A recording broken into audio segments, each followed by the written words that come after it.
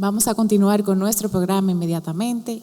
Vamos a dar la bienvenida a la Conferencia Magistral del doctor Paul Nemitz, quien es director de Derechos Fundamentales y de Ciudadanía de la Unión Europea en la Dirección General de Justicia de la Comisión Europea. También es profesor visitante del College of Europe y es coautor del libro The Human Imperative, Power, Freedom and Democracy in the Age of Artificial Intelligence. Mr. Nemitz. Thank you very much for the kind invitation, and I think it's very appropriate and was a good experience also for me to have a long discussion about democracy before we talk about AI and technology. Why? Because I want to speak about the primacy of democracy and politics over technology and business models. So this is really the issue of the day. AI is about power in society, as is democracy. And let me just share with you some of the experiences of Europe and how we deal with this new opportunity of artificial intelligence, but also the challenges. And then for you to draw your own conclusions, your own lessons. I really don't know Latin America very well, so I cannot, in contrast to Joseph Stiglitz this morning, say anything specific about your part of the world, only that I have seen today that you are struggling with exactly the same type of issues in democracy with which we are also struggling in Europe. Also in Europe, we see rising extremities on the left and on the right. We see a shrinking of centralist parties. We see authoritarian trends in countries like Hungary and Poland, but also we see the parties which are not friends of democracy in Germany, in France, in Italy, growing. So it is heartening for me to see that you struggle with the same issues. And I think we are all together in the fight for maintaining and strengthening democracy also in the 21st century in the age of artificial intelligence. What are we trying in Europe, and what are we trying without a guarantee of success? So first, as to the analysis of the challenges technology poses to democracy. It is not a coincidence that all over the world we see this rising tendency against democracy. We see inability to agree. We see polarization in societies. It is our analysis that it has to do something with the new communication environment. 50% of people in the United States and also in Europe now build their political opinion on the internet. And what they get on the internet is information which depends on their previous behavior. It is what you see is based on a profile which has been created about you with hundreds and in some cases thousands of parameters, which defines in the minds or in the systems of algorithms of Facebook, Google, YouTube and so on, what these companies and their algorithms believe you want to see.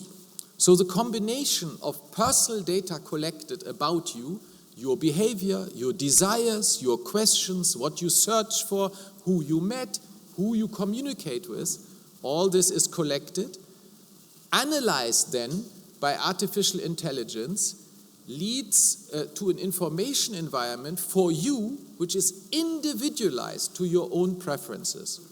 The result is that we are losing the common basis, the public space in which we can discuss together on the basis of common facts, of a common reading of newspaper, of a common watching of news. So at the source of this new attention economy, which polarizes our societies in America, in Europe, and I'm sure also in Latin America, is this collection of personal data. And its use to keep you watching, to keep you on the screen, because the longer you're on the screen, the more money can be made with you on the computer. So one of the consequences Europe has drawn is to strengthen protection of personal data, to regulate the collection of personal data and not only its use. Collection of personal data in Europe is severely restrained by the new General Data Protection Regulation, and it is my prediction that in the next mandate of the European Parliament, we have elections of the European Parliament in June of next year, there will be a debate in Europe about the question whether these big profiles in the hands of private companies and maybe also in the hands of states, who knows, can be reconciled with freedom in democracy, because a fundamental principle of democracy is that communications, means of communications, and the platforms in which we publicly communicate today are means of communications, must be free from surveillance. But the reality today is we are under total surveillance.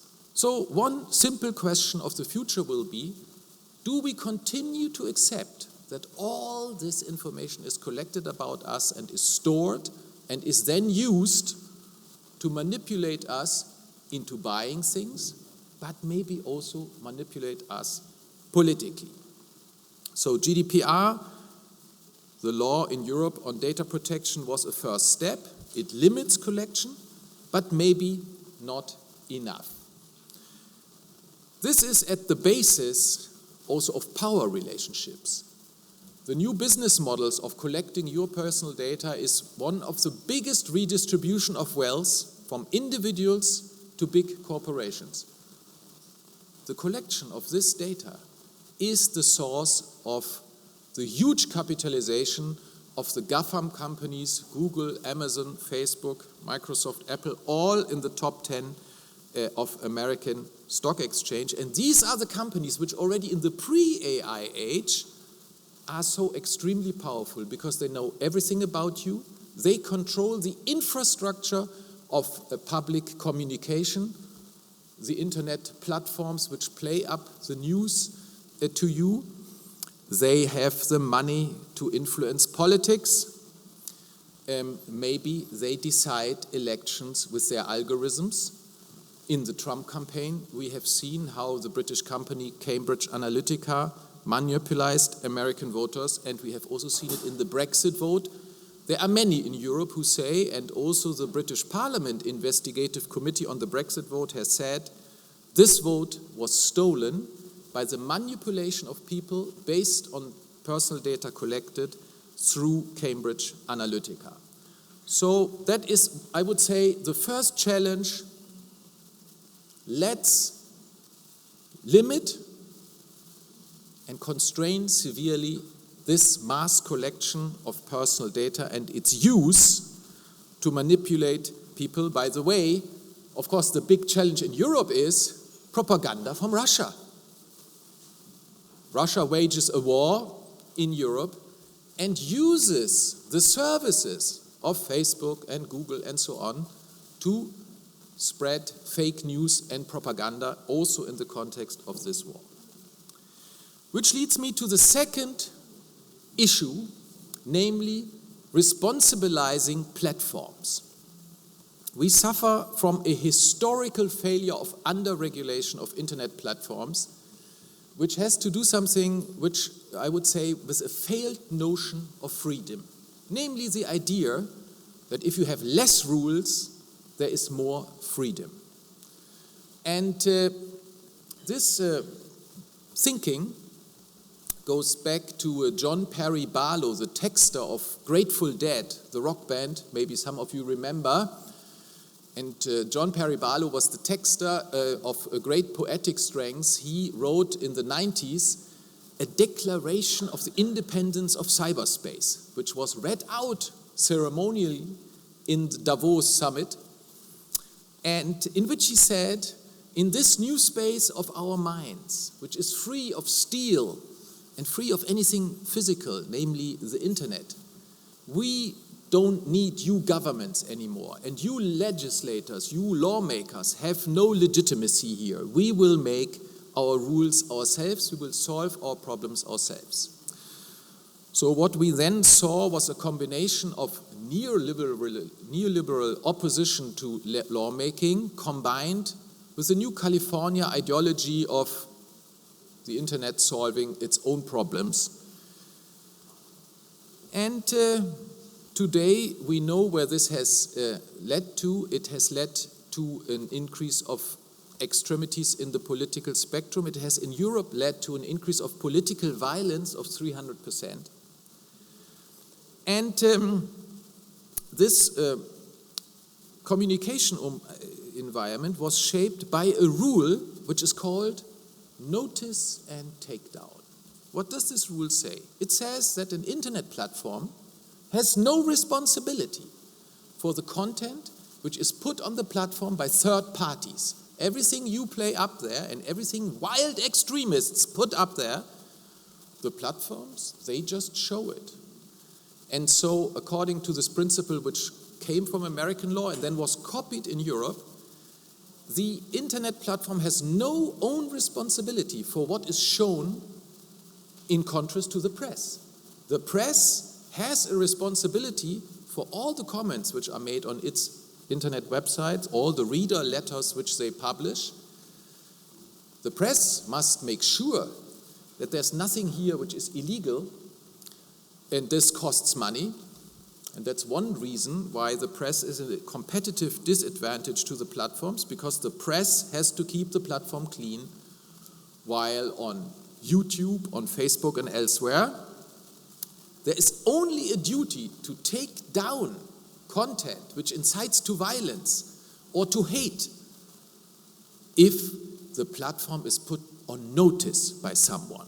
Someone must tell the platform, watch out, there is something which is not okay. This is the principle of notice and takedown.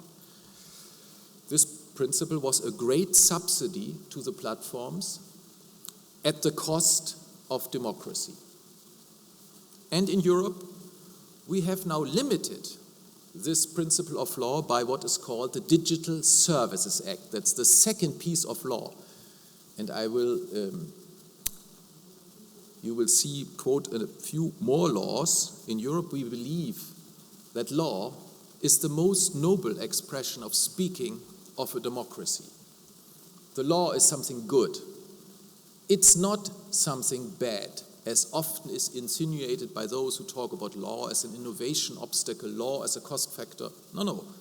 It is a good thing that we are still able to agree on something and to make laws. Because the scarcest resource today is not the one great idea, the one great new technology. The greatest resource is the ability and willingness to agree on something, and that's what democracy is about. So lawmaking and the ability to still make laws is good, and the second piece of law, the Digital Services Act, puts a responsibility on the platforms to make sure that they don't become a breeding ground for illegal content, for propaganda, for hate, for fake news, for incitement to violence.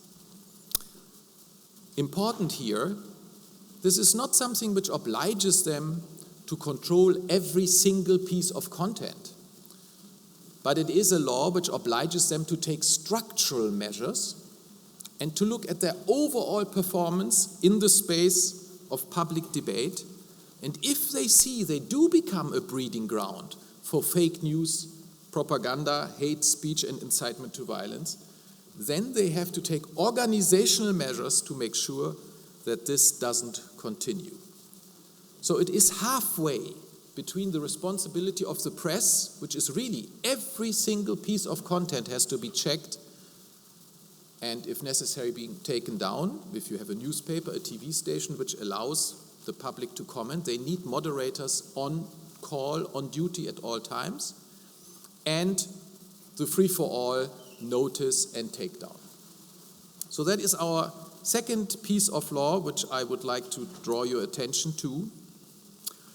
And the third piece of law is a piece of law which is still under negotiation, which I hope will soon be adopted and will be enforced before the next European elections. It is our regulation of internet-based election advertisement. For a democracy to function, one needs a public space in which people can build their opinion by discussing with each other and having a common basis for discussion. The problem of modern advertisement, the so-called targeted advertisement based on your individual profile, is that everybody gets told something different. What does this mean in politics? In politics, we don't know anymore what this or that candidate or this or that party is actually telling the voters, because the targeted messaging is intransparent. It is a message only to you and only to you and only to you. And you are being told what, according to your profile, the algorithm figures out you want to hear. So, how in the public space are we going to build our opinion who to vote for? How do we know what the party actually stands for? How can journalists assess this? Because democracy cannot function in such a way. We are making a law which basically says all these targeted messages, they have to come into a register, they must all be made visible, and journalists and the public must be able, therefore, to see what messages the parties are actually sending out to the people, so that we can have what is normal in a democracy, a critical review of what the party tells the people. One point of hot debate right now in the European Parliament and in our Council of Ministers, which represents the 27 member states of the European Union, is the question whether this law should put this discipline of transparency only on paid advertisement or also on coordinated action of party members and sympathizers who are organized to send targeted messages without this being a paid activity. Let's see how the debate goes out, but you can already see from those three pieces of law which I've quoted to you that our main concern is to ensure the good functioning of the public space in which we build our democratic opinions in the age of artificial intelligence. Because, of course, the targeting is done by programs of artificial intelligence. And so I come to the fourth point, which is equally crucial, namely the simple statement that the democratic state cannot just stand by and watch while the fourth estate, the fourth power in the state, next to the executive, which enforces the law, the government, the legislator, the parliament, which makes the law, the judiciary, which controls the power of the executive and the legislator, the fourth estate, the journalism, is just going down the drain and disappears. In the United States and in Europe, 10,000s of journalists have lost their jobs. We often don't have any local journalism anymore. And the reality is, the cacophony on the internet doesn't replace the important contribution to democracy which comes from journalism in terms of investigation, asking questions, probing whether the politicians or the powerful companies are really telling the truth, and also in terms of giving orientation. So, in addition to regulating collection of personal data, platforms and their algorithms, and the responsibility in election times related to election advertisement, we must have policies to make sure that journalism, both publicly financed journalism, like the British Broadcasting Service, BBC, but also private journalism, has a future. And this also means we have to look at the competitive situation of the press in relation to the platforms. Two companies in this world, Facebook and Google, today cash in 80% of the new internet-based revenue for advertisement. This is all money which in a previous age went to the privately financed newspapers and TV and radio. We must find a way to reverse this trend of journalism going down the drain. In Europe, we have no golden bullet, but we have our member states working on this in many different ways. Some have straightforward subsidies to the press from the state budget, Italy, for example. Some have a financing of public TV from a levy, which everybody has to pay who has a television. Some seek new models of foundations or public interest companies doing journalism. It is an open struggle like the struggle for democracy. But I think we have to be tenacious in this struggle, and we are in this together. So, when we think about the relationship of AI in democracy, we see that until now, AI was important in the distribution of content and of messages. AI was running what you see on Facebook. Now, AI enters the creation of content. That is a qualitative step forward. We have to learn to distinguish content which is produced by humans from content which comes from the machine. Will we be able to do it as individuals? Absolutely not. The voice of a human, even the voice on video, can today be completely, perfectly imitated by a machine. You don't see it anymore. We need the law to create an obligation of transparency. We as humans, especially when we come closer to a democratic decision-making situation, such as an election, we must know whether all those messages in support of a candidate are coming from a machine or coming from other fellow humans who participate in democracy. And the obligation to make that clear and to create transparency in this respect must be imposed by law. This is what we're doing in the Artificial Intelligence Act of the European Union. It's also a matter of human dignity. We as humans should know whether our discussion partner is a machine or whether it's a human. We should not be the objects of machine manipulation without knowing that we are communicating with a machine while we think we are communicating with a human. So, I think these are the core challenges we are facing in this age of artificial intelligence on democracy.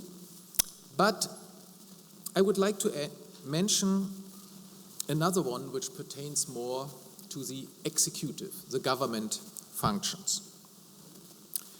We are being told today that all problems in society will eventually be solved by technology. We have seen President Trump saying this about climate change. He said the US is going to leave the Paris Climate Accords. It will be technology which solves the problem of climate change. We see it in the subsidiary of Google, which is called Jigsaw here in New York, which has the ambition to solve international diplomatic problems. We see it in the book of Brad Smith called Tools and Weapons. Brad Smith is the president of Microsoft, in which he describes how Microsoft as a corporation aligns with public interest and provides all the technologies necessary to work for governments and legislators in the public interest. And AI, in this context, which is a pre-AI context, today is sold as the additional panacea for everything, for education, the environment, policing, and so on. But what is AI?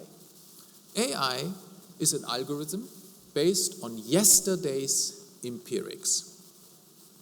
it projects this empirics in a mathematical fashion in the future. It optimizes starting from yesterday's empirics. And many of us have learned at the university in the philosophy class, we cannot conclude to what should be on the basis of what is. Empirics never tell us where we should be going. So what do I want to say with this?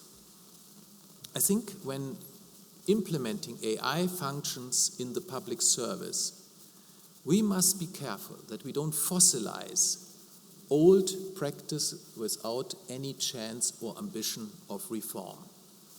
Doing things better in the future, doing them differently than we have done them today or yesterday, or maybe for years or decades, comes from discontent, human discontent with what we are doing, and it comes from our imagination of the better. The human is the only creature which can imagine something which doesn't exist yet, the better world. And that's what drives us to do things differently than we do them today. It's not empirics which drive us. And AI does not give this to us. Where we replace humans with AI, we are losing the discontent of the humans who one day will say, actually what we have been doing for the last 10 years is not good, we must change it. And we are also losing the humans in these functions who combine the knowledge of what they're doing with the imagination of the better and say, let's reform this. AI will always give us what is already inherent in the yesterday's empirics. So although AI may be a very modern technology, its implementation across the board in public policy functions could lead to a very conservative world. Indeed, it could put in question the basic principle for democracy, namely, the way must be open for change. If a new prime minister or a new president is voted in and wants to change policies in some areas, like for instance social policy or labor market policies, in a radical way, today this new prime minister or president gives instructions, and of course civil servants, before they are changing their practices, they need some work, they need some training courses, they need some conviction change, okay, but a good civil service is used to the political change which comes about through elections. But what about the AI system which has been implemented and trained at great costs to work and deliver the public aid for unemployed, for social functions and so on? Will this system be flexible enough so that with lower costs than the cost of changing the behavior of the civil servants, will deliver the political change which democracy has brought about? That is the question which we have to ask every time where we replace humans, loyal civil servants who have a duty of loyalty to the newly elected, with a machine. We must ask whether this machine, next time when the election goes in a different direction, can deliver the new policy, or will the answer be, well, it may well be that you have been elected, but all your ideas are much too costly. We just programmed the machine at great cost. It cost us hundreds of millions, and now it would just be too costly to change.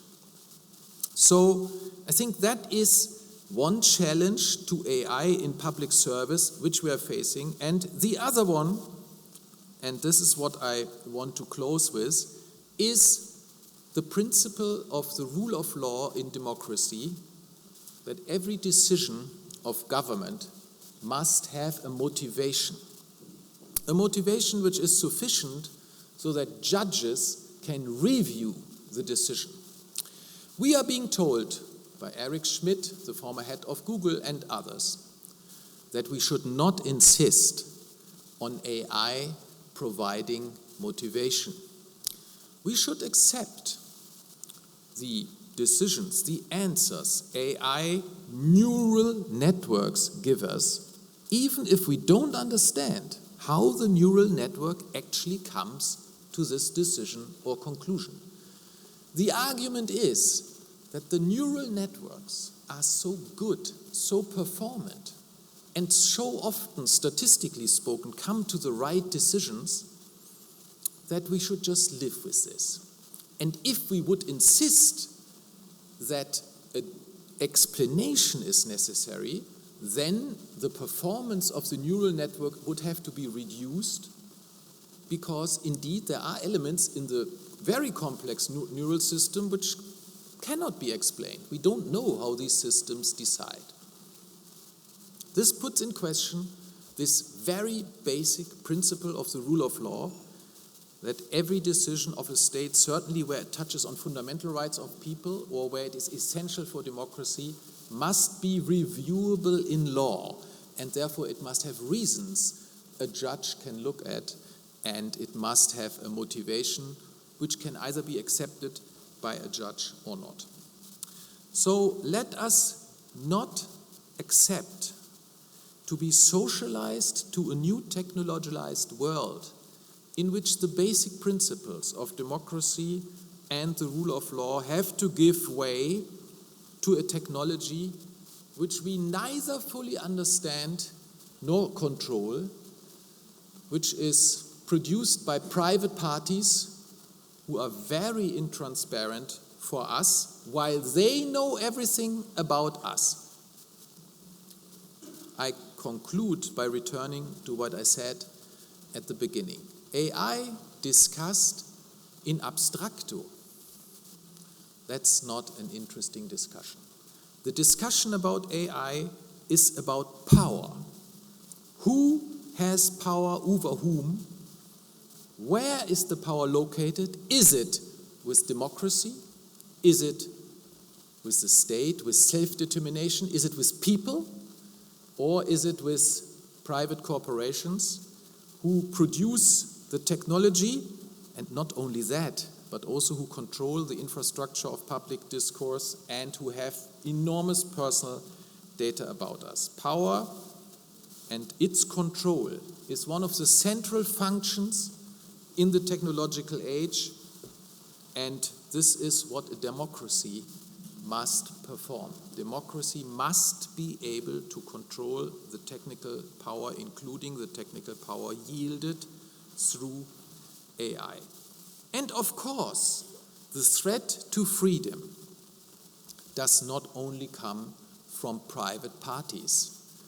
The ambition of states to know everything about their citizens and to control their citizens at all times is ambition which we Germans know too well.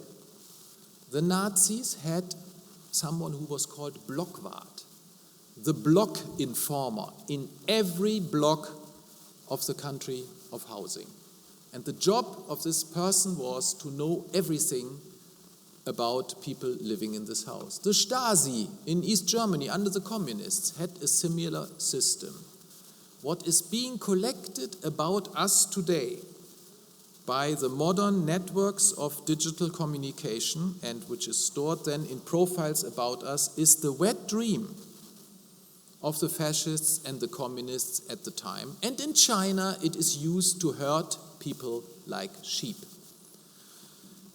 So, in the end, we find a technological absolutism which, on a high level of abstraction, reveals some commonalities between Silicon Valley and the Politburo in China. It is the belief in absolute technology as a tool to fulfill a dream. Since the Russian Revolution, communists have always believed that communism will come about through technology. And the Chinese Politburo, they try it with social scoring and herding their people through complete control and manipulation by digital means.